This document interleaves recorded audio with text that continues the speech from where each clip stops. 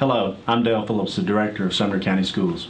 I want to take this opportunity to communicate with you, our parents and students, to bring you an update and talk about the reasons behind our board's decision to delay schools. As you know, school was supposed to start on Monday, August 6th. However, due to budgetary reasons, the board felt our students would be placed at a distinct disadvantage if we started school and then we were forced to eliminate teachers and courses in the middle of the school year. From our youngest student who may become attached to a teacher and then lose that teacher, to our high school students whose entire schedule and course load may change because of the domino effect created by losing one teacher, cuts will affect every student in every school in our county. I've had the opportunity to listen to many parents and read many comments. Please allow me to address some of those that have been expressed.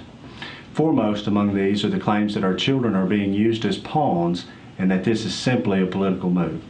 Nothing could be further from the truth.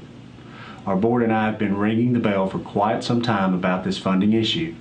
Last September, I even issued an open letter to employees, parents, and the public, alerting everyone to the budget dilemma that we would face this school year because of the Band-Aid approach and Band-Aid fix that was put into place last year by the County Commission. The fact is that we've reduced our budget for the past several years and eliminated waste and inefficiencies.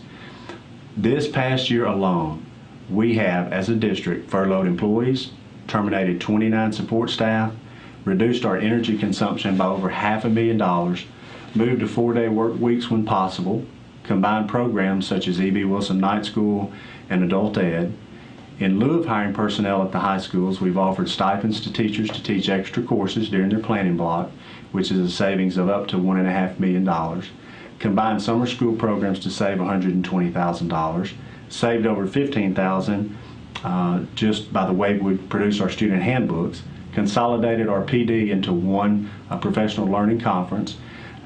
We've had our high school teachers required this past year to sub in the absence of their peers, and then we've also limited field trips.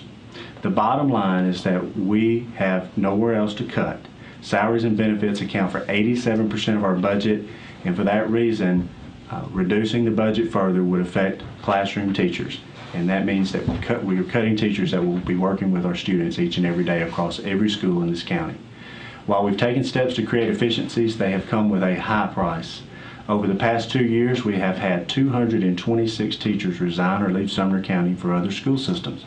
In fact, cutbacks have been so deep and our system's future so in question that in the last 2 years, many of our educational leaders, including almost 1/4 of our principals and all but 2 of our department heads, have either resigned, retired, or left for another system.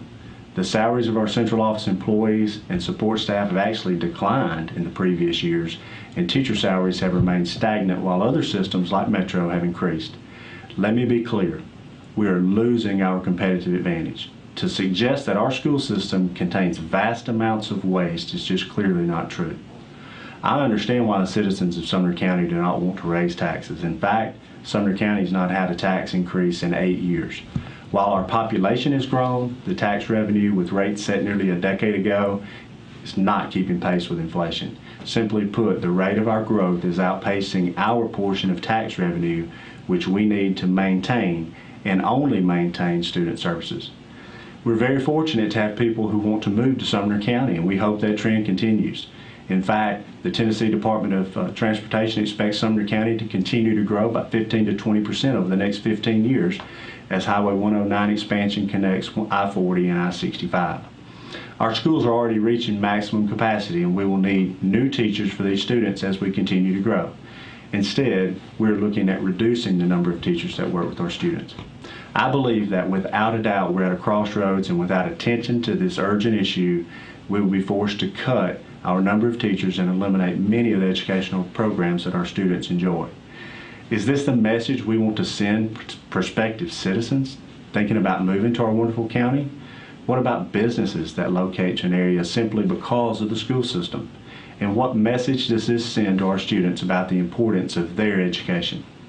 Last fall, I made the point loud and clear that if our funding body, the Sumner County Commission, could not support our budgetary needs and support our growing student population, then cuts to the classroom were inevitable. I can only assume that the Commission did not take this warning seriously. Our school board has made every effort to be forthright, and we've acted in good faith to work with our county commissioners. We submitted our budget earlier than it has ever been submitted in years past. We've made numerous presentations in open public sessions, including the Sumner County Budget and Education Committees in both June and July. My message today is a plea for our county commission to recognize our population continues to grow while our school funding from our local revenue sources continue to decrease. The path is simply unsustainable.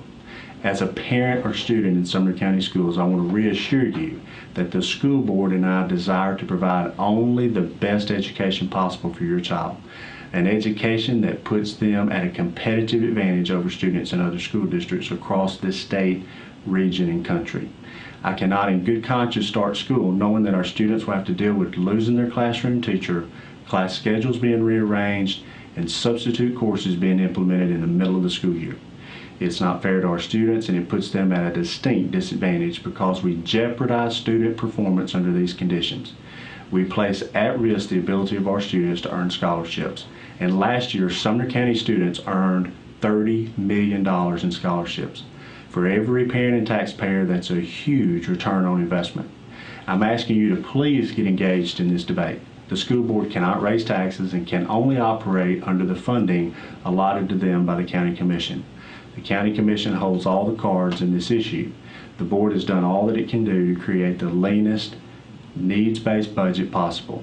As a parent or student, you know what impact reducing classroom teachers will have on you personally and your child. If the commission refuses to support our schools, we have no choice but to start schools with fewer teachers at each and every school across this county. We want to get back to school as fast as possible, but please contact your commissioner and ask them to work on a reasonable compromise that supports the schools in Sumner County. Thank you.